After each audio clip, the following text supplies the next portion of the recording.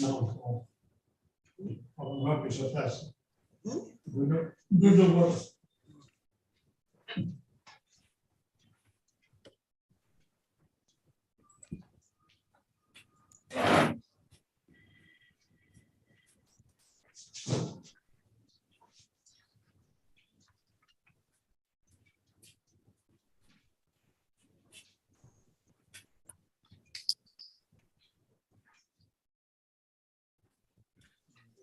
Now this 10th session is fiction presentation session. I extend a warm welcome to Sri K. Sri Ganeshanji from Sri Lanka and Sandru Vijay Ratneji from Sri Lanka, Anuradha Sharma Pujari ji from India, and also the chairperson K. Sri Ganeshanji present his story also. Now I welcome all of you and I request you to kindly introduce yourself and present your story or any fiction type. Then please start. Sri K. Sri Ganeshanji. Okay, thank you very much for the introduction and I am happy to share the 10th session on fiction. I am Kandaya Sri Ganeshan from Jaffna, Sri Lanka. I am a doctorate in English language teaching obtained from the English and Foreign Languages University, Hyderabad. I was there in India for 3 years, from 2004 to 2007.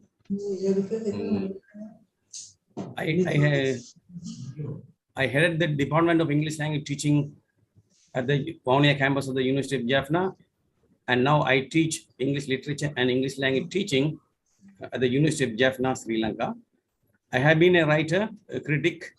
I published a poetry collection, Breaking Barriers, and then I translated local fiction. Today I will be reading what I translated from Tamil to English.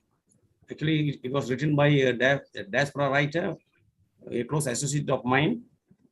And I am very happy that I have been attending the SHARK conferences since 2012, I think. Along with Mr. S. Padmanathan, a poet from Sri Lanka known as Sopa. We have been attending the sessions continuously until the coronavirus pandemic made us stop our moving with you. But however, Madam Ajit Kaur is very clever enough to organize this kind of online sessions to make us move with everybody and continue to deal or live in literature. Thank you very much. May I just start the session? Now I request to Anuradha Sharma ji, kindly introduce yourself. Hello, good evening everybody. Is it audible? Yes, yes ma'am. I am myself Anuradha Sharma Pujari from India. I write in my own language, that is Assamese, Ohomia. The name actually we pronounce as Ohomia. It's and this language I write, and on my account actually I have written already 26 books in my account, and out of it 12 novels and fiction and non-fictions also. I'm basically a journalist, and I'm responsible for editing one literary magazine and one weekly newspaper. And this is 25 years, I have been engaged in this journalism profession. And side by side, I also write stories and translating books and novels, write novels. And this time on 2021, one of my book has been awarded by Sahitya Academy. It is based on nature. This book is, I have actually, I'm experienced with my own life experience, and which is based on a wildlife sanctuary. And nearby, I'm staying also. There is my residence also nearby the hill, which is attached with the city Guwahati, Assam, India. And it is, this book is based on that theme, that how a city grabbed or killed a wildlife sanctuary. This is the theme of my novel, which will be, later on I will read out few lines on it. Thank you, Anuradha. Now I request to Sandru Vijay Ratneji to kindly introduce yourself, and after that present her story. Sandruji. Very good afternoon to all the people in this forum and to everybody who are watching us right now. I would like to take this moment to express my gratitude to all the people who gave me the opportunity to participate in this conference. Because as a young author, it is a really big opportunity for me, and it's a really big thing for me. So a few words about myself. My name is Sandru Vijayaratna. I'm from Sri Lanka, and I launched my first novel, which is called The Fireflies, in 2021.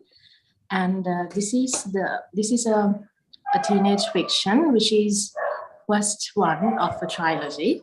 So I have been working on the second part of this novel, from which I am about to read a few pages today. Welcome. Please. Thank you. Please present your story. Sandruji, please. Yes. Thank you. So when I got to know that the theme of this conference would be environment, I was more than thrilled, because my book and this storyline goes with that theme, not in a usual way. So it is like this.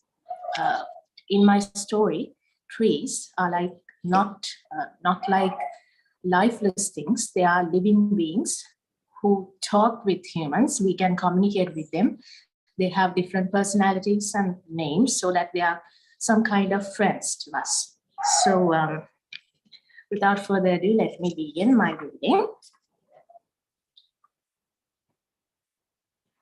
The moment I said goodbye to my friends, it was the same old feeling of loneliness that embraced me. Why did learning something about my past always lead me to more questions? I asked myself as I walked into our backyard, which was slowly being merged to the adjoining woods over time. Vera, I said, trying to remove the dead leaves and vines on Vera's thick succulents. Look at you. It's a blessing to be taken over by the natural order, my dear, said Vera. What happened to Grape? I asked. Oh, I miss that guy, but Vitis did not belong here anyway. We all should obey to what Mother Nature decides. That's how we keep the balance. Still so selfless? I asked. We never change, said Vera. Well, that's a problem about this guy. Meshua, the stubborn nar tree, looked much taller than the last time I saw it. Meshua, please, I pleaded. I need answers.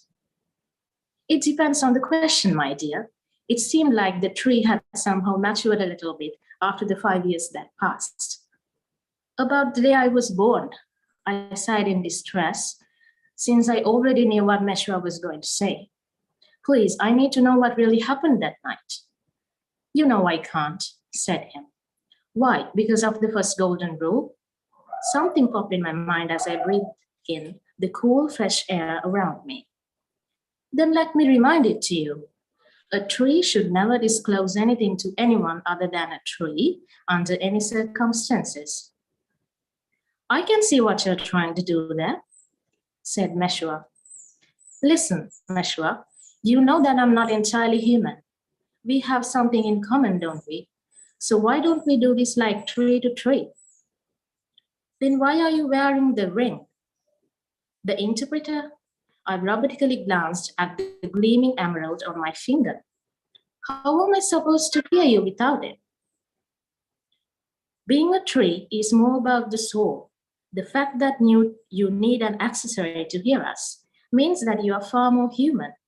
However, the tree was speaking less of the interpreter, the most precious thing I owned, and honestly, it was making me a little bit uncomfortable. Come closer.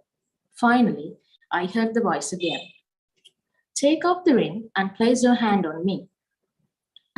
Okay, it sounded like a completely foolish idea, yet I did not have a choice. But wait, getting startled by the unexpected warning, I put back the ring, which was almost off my finger. Once you connect to my mind, you need to concentrate. Close your eyes and clear your mind like a meditation. Can you do it? Think so. To be honest, I was not sure whether I could let go of the things that were haunting in my mind. Just live in the moment and you will be fine. I took the interpreter off and put it in the pocket of my jeans, closing my eyes in hesitation. The moment I touched the rough trunk of the tree that was covered in dried moss, I could feel something unusual happening in my mind, as if I was taken into another world or a dimension. Above all and everything, I knew what or who could possibly make me go all crazy. Just like on that scary night in the ancient palace of Greenhouse, over the blackness under my closed eyelids, flashes of him started to pop in from the very first day to the last, over and over again. Concentrate, concentrate, concentrate, I murmured to myself, pressing my palm to the now trunk. He smiled with me, with his lips and the sincere look in his eyes, and then he faded away into a mist. The next moment, I could see myself as if I was in front of a mirror. However, my reflection still had her eyes closed. What? And then, when I looked around, it was not only myself I could see. It was a whole 360 vision, and I could possibly see anywhere around me, even without moving my head, even if everything was a little bit blurry, as if it was a dream. What was happening to me? You are now sharing my mind. Meshua's deep voice echoed in my head all of a sudden. Whoa, how did you talk to me? It took me a moment to understand that my lips weren't even moving. As I said, we are sharing one mind. Like every other tree on this land, we are linked to each other. Like a network? I asked. Yes, but more like a community, and we call it the plexus of trees. So that means you could connect with each other whenever you want? I had always been thinking about how trees could just stick to one place throughout their whole life and not die from boredom. Can we connect to ficus and lebec? Depends on their location. Ficus who? What, you want the surname? No, where do they live? Near our school, but... Oh, that ficus. Meshua hesitated for a moment. There were so many lebecs in that road, but only one ficus. So, can we talk to them? I'm afraid not, my dear. His tone was somehow different, and being in his mind, I could feel that something was wrong. Meshua, why can't we connect to them? I cannot tell you. I can only show you.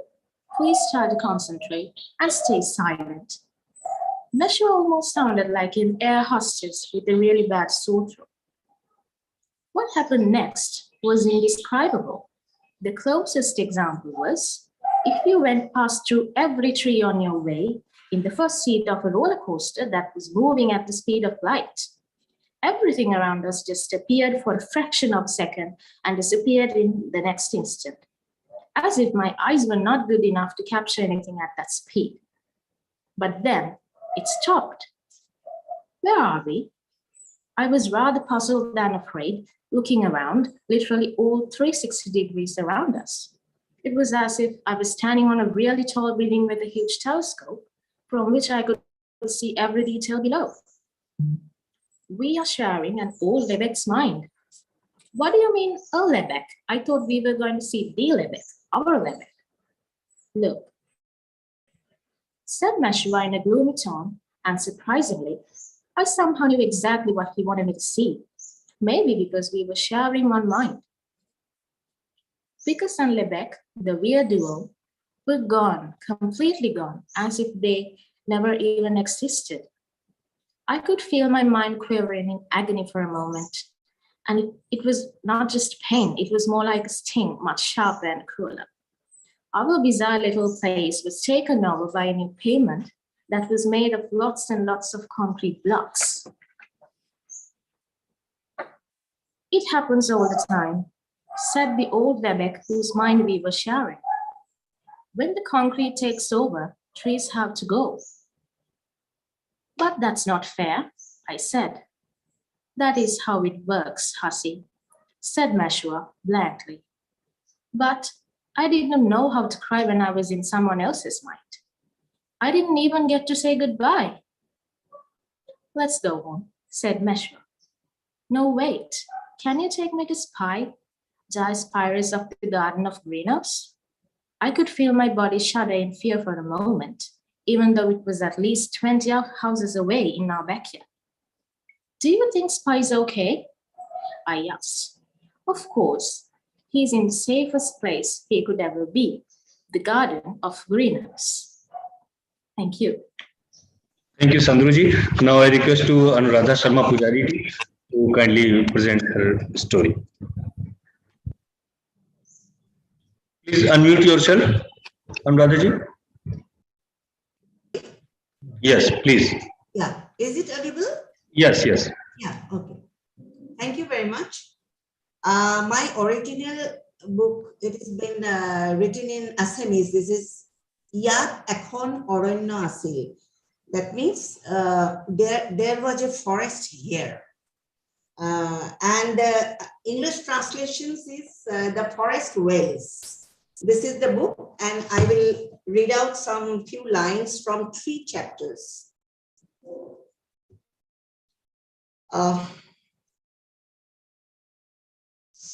Unearthing the Art. Ever since I broke my leg, I am confined here in this space within these 4 walls. This room is my world now. What does the world actually look like?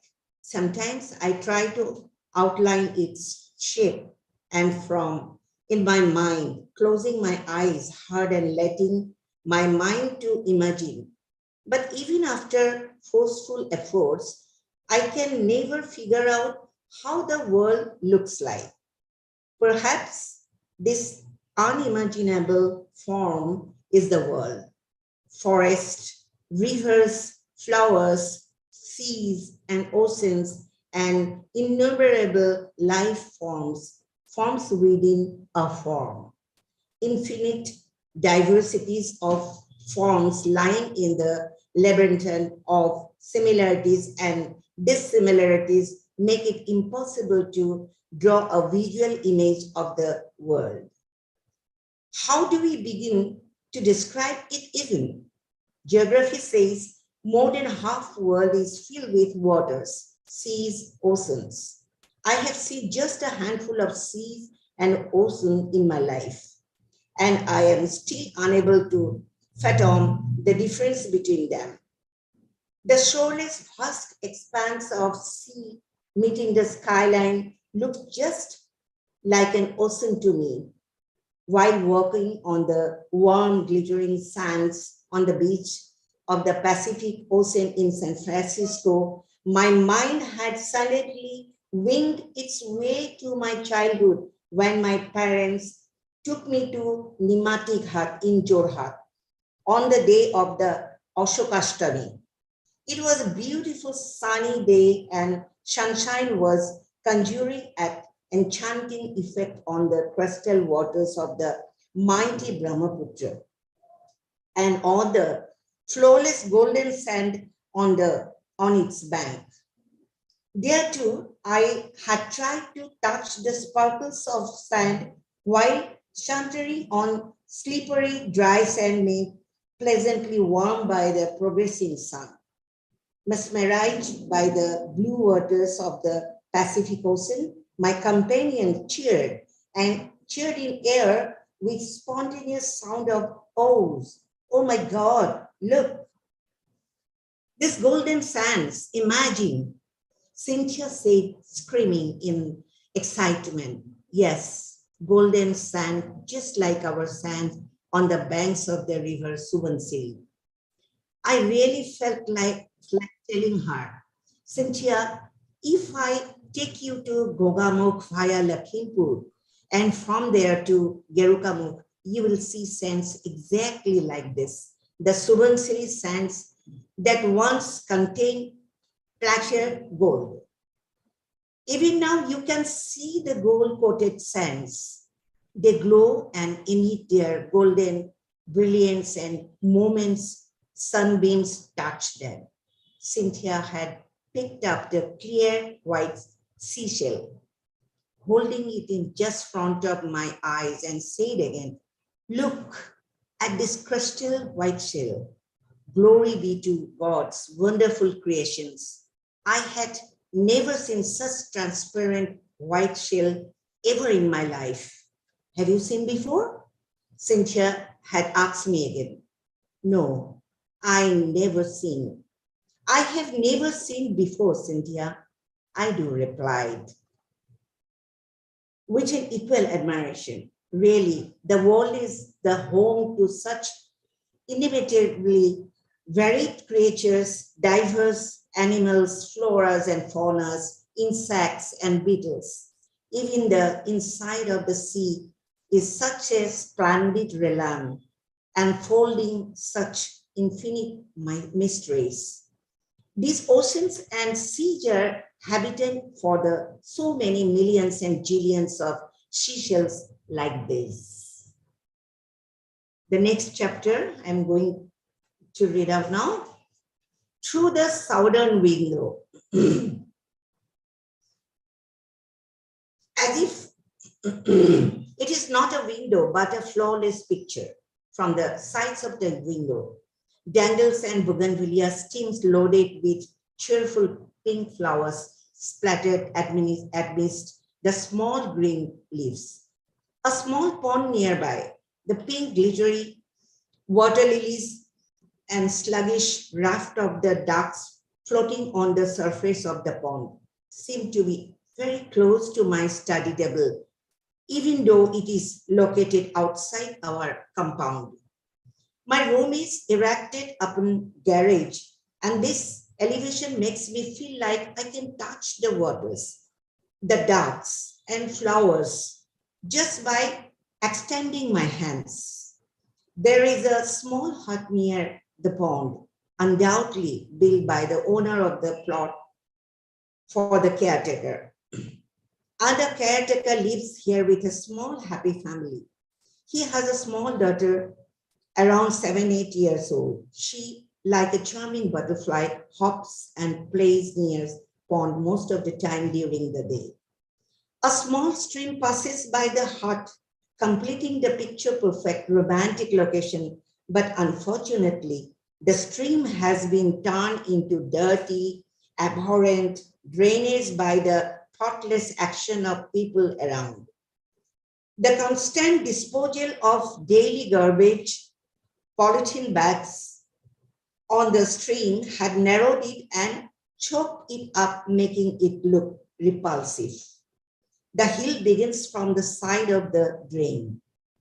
A clear road reaches the hill from the main road, taking crisscross trajectory.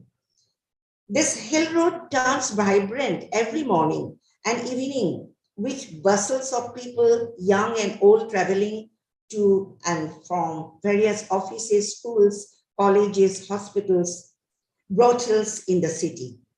Slowly in the evening, the electric bulbs in the houses scattered in the hill light up like Deepavali in the Amavasya night. It looks as if millions and jillions of fireflies are held captive in the ash gray hill. There were not so many houses on the hill when I built my house here. Of course, the valley was thickly populated, but the hill was unpeopled. There was no electric connection to, and so this southern hill looked like a massive black giant at night. But just within 5 years, the smooth green slope of the hill turned uneven. The hill cutting and house building activities stole the original look. The fact nosy foxes stopped coming down in search of food anymore. My other chapters, well, Anuradhaji, the time is it over. is over. Okay, no problem, no problem. Thank you, Anuradha Sharma Pujari ji. Now I request to respected chair, Dr. K. Sri Ganeshan ji, to kindly present his story and a few words about these stories. Thank you very much, Anupam. Give me a minute.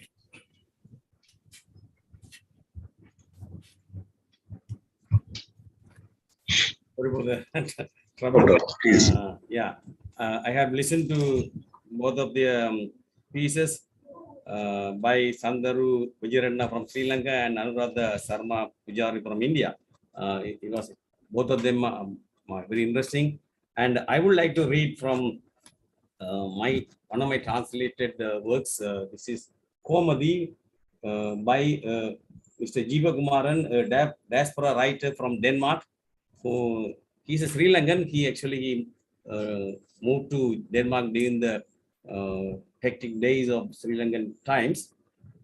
Actually, this is a story of a girl, a former freedom fighter. She got married after leaving the movement to a Sri Lankan expatriate who lives in Denmark. There's no love in between the couple. The husband behaved like a Westerner in his dealing in sexual activities with his wife. This was actually not welcomed by his Eastern wife. When she conceived with two twins, the husband wanted her to go for abortion. And when she refused to make it, he tried her best to do it without her knowledge. This made her upset, and subsequently she became violent and she was admitted to mental hospital. This is how the writer goes. I would like to read from the book, the one section of the particular event. They took Komadi to a psychiatrist. An interpreter was near the doctor, and the two nurses were near Komadi. As she had been lying tied up in a cot during the last 2 days, her two wrists had gone red. The nurses were stroking them affectionately. What can we do to make you happy? Komadi looked around. Her face had darkened. I want my two children. The psychiatrist lowered his head. You know, that is not possible. Then why do you call me here and talk to me? We wish to help you in some way. She laughed derisively. She grabbed the notepad and pen from the doctor's hand and threw them away. You should not do that, as the interpreter said. So Komadi's eyes displayed fury. The interpreter fell silent. She grabbed the notebook from the doctor and drew a doodle of pistol rather fast in the notebook. I want this. Why? I must shoot him. If she speaks unnecessarily, she must also be shot. The interpreter shook in fear. Komadi did not keep quiet. If you know the Danish language, are you superior? I had lost two of my children because I don't know the language. Now Komadi started weeping aloud. The two nurses held her supportively. The doctor sent the interpreter away, saying we shall continue some other day. And then he asked the nurses to arrange some other interpreter next time. Mom asked me to name them Sasi and Susi. She had said she would send dress to the children, through someone who happens to come to Denmark after marriage. The nurses, they are unable to know what she was talking, but they could see that Komati was happily talking something.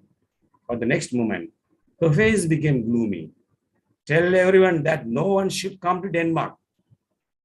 After the nurses could not understand, they could hear Denmark being mentioned repeatedly. What do you mean by Denmark? Komati went towards the window, holding the window rails and looking out. She said, Denmark bad, Denmark bad. Her repeated blubbering must have been heard in other words also. The doctor, who was standing in the next ward, came running and asked them to tie up Komati again for another week. And then he injected the sleep-inducing medicine a little too much. The crimson evening sun was going down into the sea.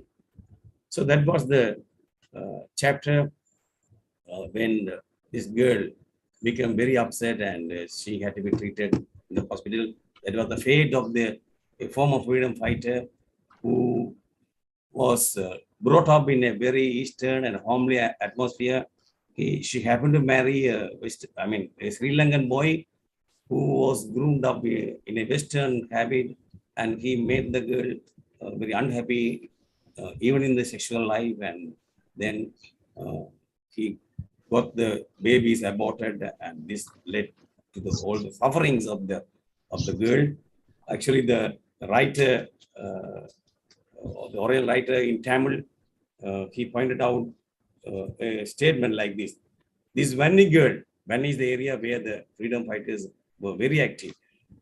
Komati portrays my 25-year-old view that in our displaced life, our losses have been greater than our gain. Thank you very much. Thank you, Dr. K. Sri Ganeshanji. Very fine stories and pieces presented in this session.